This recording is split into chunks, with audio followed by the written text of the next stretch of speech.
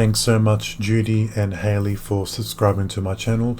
Don't forget to subscribe to my channel for your chance to be included in shoutouts for future videos.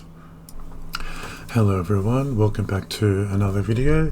Today I'll be testing my new multi-bar soap cutter, which I ordered from Etsy from Germany.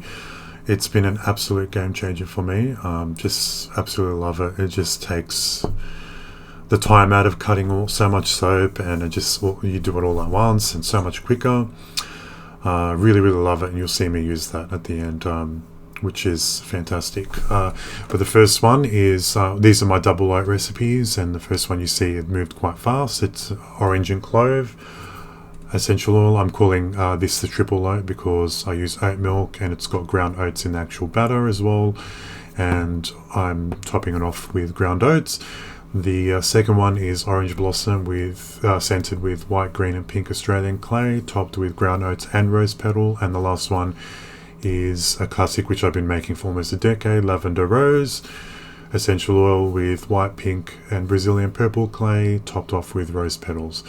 So it's just a nice video of me making my soaps and testing out, showing you my new cutters as well.